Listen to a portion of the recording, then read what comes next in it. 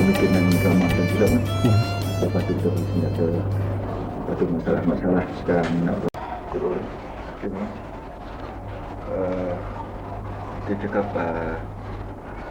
berkenaan kostum. Mungkin nak buat drama atau film. Kostum berubah. Apa-apa yang Abang terlibat dalam bidang ini dan apa sumbangan Abang dari segi kostum untuk buat drama dan film. Sebenarnya bentuk-bentuk purba ada sama melalui penggambaran untuk perfilman ataupun pentas. Memang Aiman dah biasa lebih lama lah terlibat.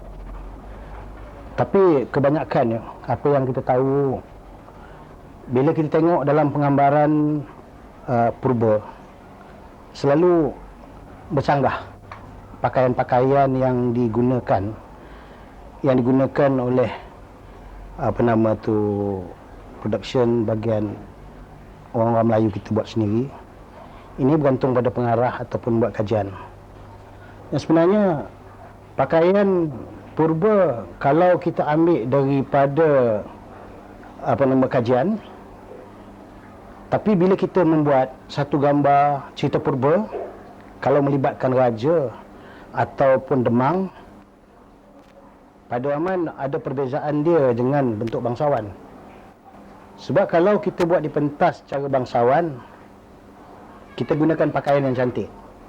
Ada sama pakaian gunakan songket ataupun broket ataupun kain satin ataupun dan lain-lain, bentuk berwarna lah. Tapi pada pemikiran orang pula kan, kalau katakan kita buat penggambaran itu, katalah cerita sejarah, kita filmkan. Abang rasa tak patut kalau kita terapkan pakaian-pakaian songket ataupun broket ataupun kain-kain yang berkilat. Ini agak tak sesuai. Sebab apa? Pada zaman-zaman itu kalau kita kaji pada sejarah, pakaian-pakaian masa itu tidak ada songket. Pada zaman itu tidak ada songket, tidak ada broket. Dan banyak kain-kain yang dibawa daripada Sumatera untuk orang atasan dan juga orang-orang bawahan, tapi tidak terbeli oleh orang-orang kebanyakan. Jadi pakaian-pakaian ini pakaian khas, macam kain-kain songket, baju-baju yang dipakai oleh dalam cerita-cerita yang kita ambil daripada sejarah. Dan lagi bentuk pattern pakaian. Rasa Aman pula dalam punya kajian atau pemikiran, pakaian bentuk Johor, pakaian baju Johor ini pada zaman awal Melaka rasa belum ada lagi. Banyak dia menggunakan pakaian warna yang gelap dan tidak pakaian merah ataupun kuning ataupun hijau muda ni. Ini pakaian yang cerah. Ada pakaian orang atasan, umpama sultan ataupun raja muda. Kalau demang boleh kita libatkan. Tetapi kalau pakaian-pakaian yang warna-warna gelap, umpama hijau tua, biru, hitam, coklat, kelabu, ini kita boleh masukkan ke dalam cerita-cerita yang kita buat bentuk purba. Lagi satu soalan pakaian, pattern pakaian. Kita tak boleh rasanya kita gunakan pakaian yang lebih cantik ataupun menggunakan jahitan dan pattern yang baik. Sebab simple aja pakaiannya. Macam seluar, fashionnya kaki besar, tangan baju besar bentuk perak, macam baju Melayu Perak, seluar kaki besar, tangan pun besar. Perempuan pula menggunakan kebaya. Sekarang ada orang panggil kebaya warung, kebaya warung yang besar, yang tidak berpesak, baju kurung. Pakaian-pakaian ini sesuai untuk cerita-cerita purba. Ada sama kita petik daripada cerita sejarah, ataupun daripada cerita yang direka dan lagi kita lengkapkan dengan dia punya alat pakaian bagian perempuan ni, umpamanya gelang kaki ataupun gelang tangan, tapi rantai leher ni janganlah terlalu banyak sangat. Dan masa itu tidak gunakan sentong yang berlebihan, hanya satu sentong yang kecil saja. Itu pun tengok siapa yang akan pakai, ada sama bini demang ataupun bini bendahara ataupun orang atasan orang istana. Kalau yang lain tu memang tak ada benda-benda ni. Umpamanya menggunakan cincin yang banyak apa semua, ini tak sesuai dalam cerita purba. Ini pada pendapat amalah, pada kajian yang tahu. Apa semua untuk perempuan. Okey, dah. Okey. Dari segi senjata, tadi kita ada bincang senjata ni bukan boleh dipakai. Kalau senjata kita orang lain tak boleh pakai. Kalau senjata raja tambah lagi orang kebanyakan tak boleh pakai. Macam mana kita nak disampaikan kepada penonton atau pembikin filem supaya benda ni boleh buat dengan sempurna? Sepatutnya dalam kita ada dua peringkat ataupun tiga. Kalau kita berunsurkan cerita tu katakan purba. Purba cerita yang kita buat, bukan kita petik dari sejarah. Seelok-eloknya cuba kita banyakkan kita gunakan senjata umpama badik, atau badik ni bukan keris bukan keris, dia badik ataupun kerambit. Keris ni yang sebenarnya digunakan pada zaman beraja. Pada zaman beraja, sehingga selepas zaman beraja tu adalah panglima-panglima dia melibatkan diri ke kampung apa semua, ini dia gunakan keris. Sebab apa? Senjata keris bukanlah masa itu senjata yang boleh dijual, dibeli di luar. Keris ni pada tiap-tiap orang, katakan hulu balang raja ataupun pendekar-pendekar, dia orang ni menggunakan keris tu, keris untuk menjaga diri, dan ada tuah tiap-tiap sebilah keris. Dan keris ni pula pernah ditapa, diasap, dijaga, tak boleh dilangkah. Konon itu kepercayaan lah. Kepercayaan orang-orang Melayu kita dulu, memang satu pantang keris dia orang lain pakai ataupun mengambil tidak dibenarkan. Memang dalam simpanan keris tu. Jadi keris ni banyak kita tahu mukjizat keris dicampur besi itu, umpamanya besi karsani, umpamanya besi kuning. Benda-benda ini, besi-besi ini apabila dicampur, ada orang yang mencampurkan besi ini, dia boleh membawa pada kekebalan kalau tuan yang memakai. Ada pula besi ini ada membawa tuah pada dia. Besi ini boleh menjaga keselamatan rumah tangga.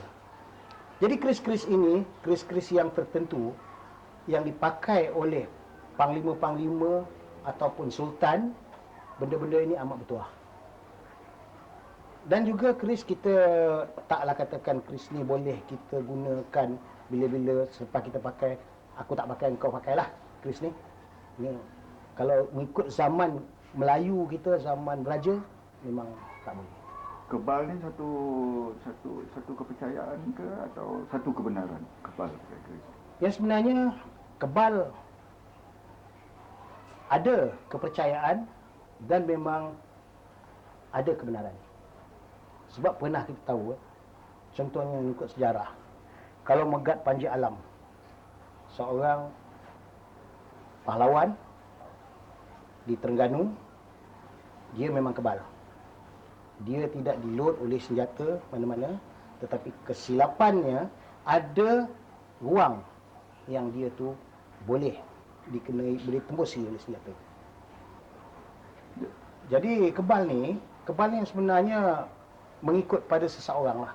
Kalau dia fikirkan dia nak lebih handal, dia ambil ilmu kebal. Tetapi kalau mengikut agama, tak boleh kita gunakan ilmu kebal. Salah. Berarti kita sudah melebihi pada Allah pula. Kita tak boleh.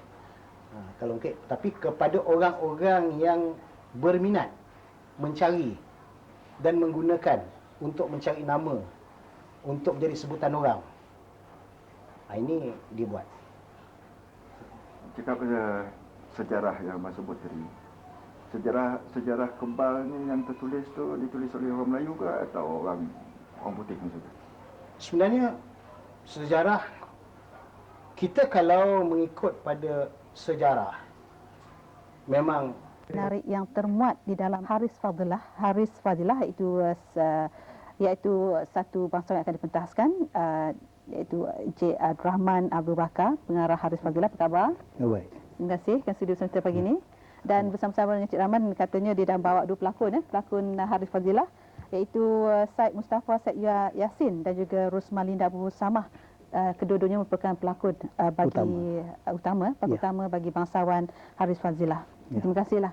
Dan para penonton yang ingin sama-sama menyumbangkan soalan ke, ada soalan nak tanya ke, ataupun apa saja tentang CD Bangsawan pagi ini, saya alukan 03 2828 578 atau 03 2828 579. Ni Cik Rahman, bercakap tentang bangsawan, bercakap tentang teater, ya.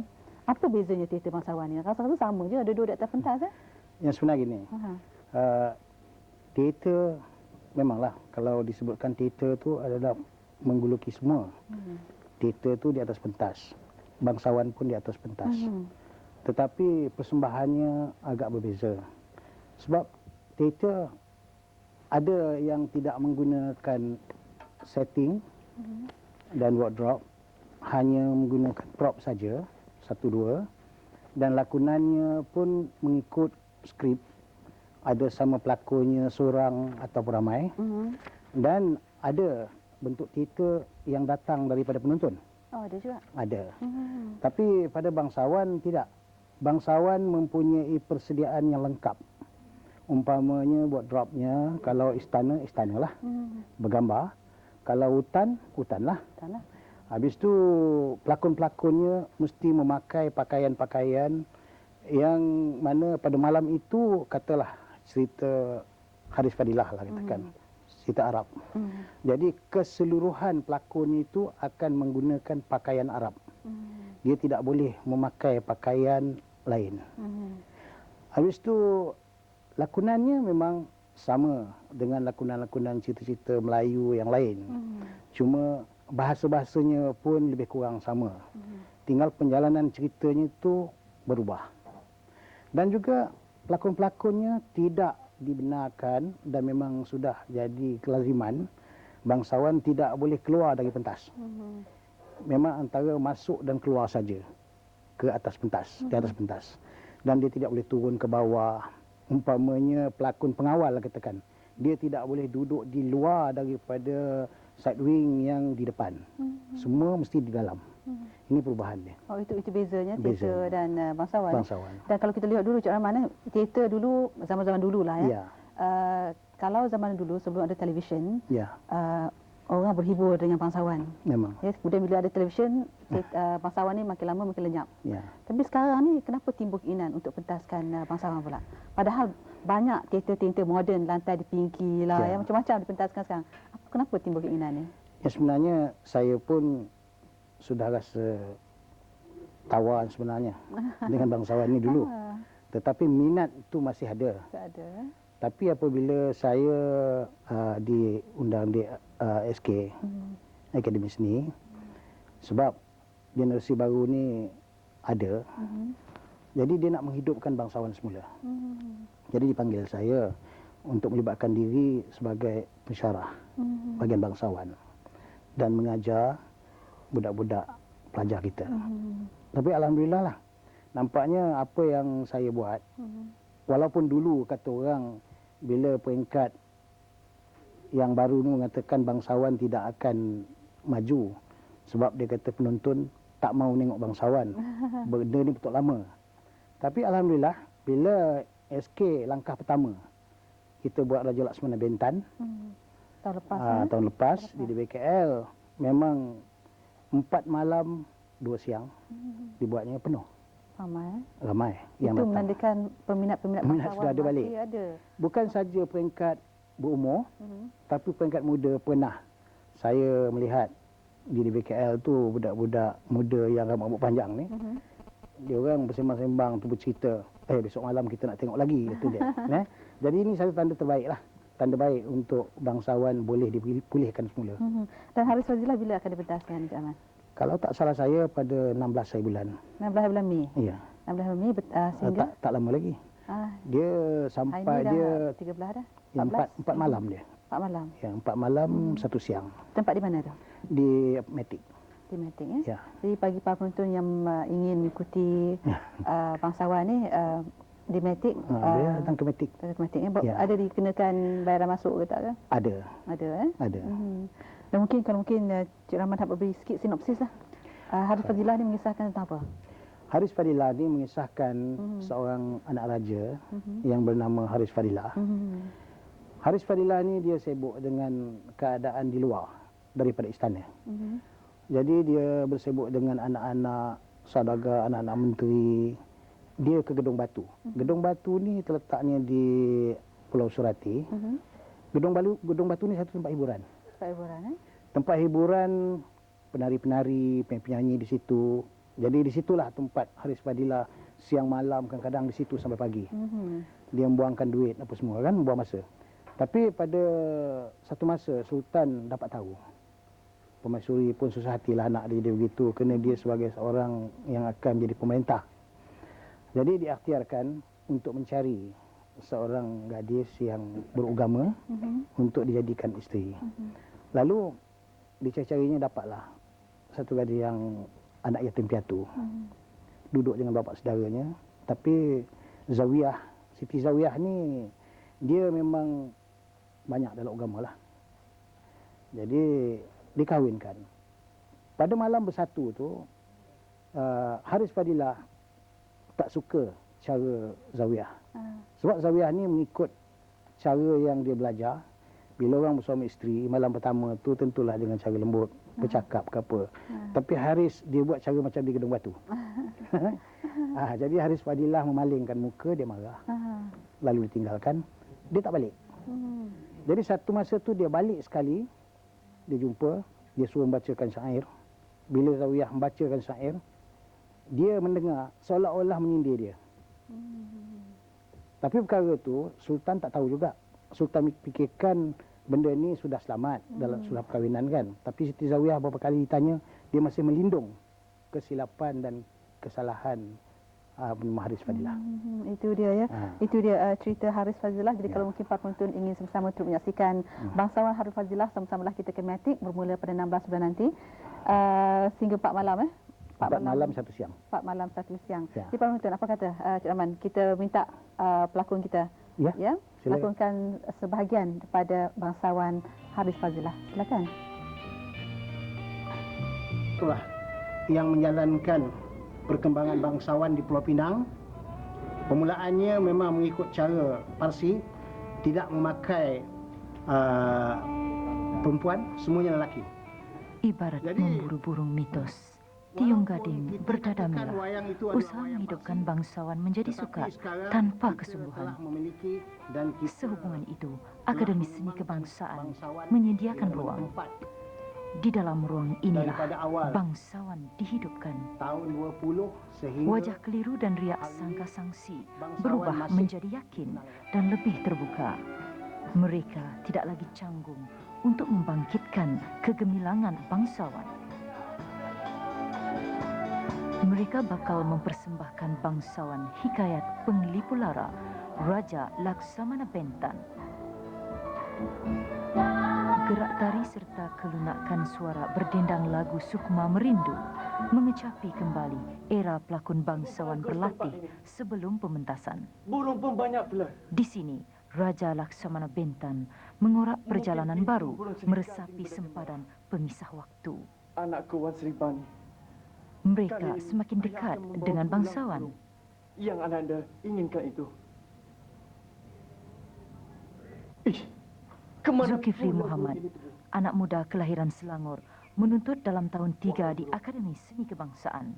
Kalau beta tidak Zulkifli yang dapat lebih membawa dikenali kembali, sebagai Zek akan muncul dalam bangsawan Raja Laksamana Bentan sebagai Raja Andak Raja Laksamana. Zulkifli perlu hebat sebagai Laksamana.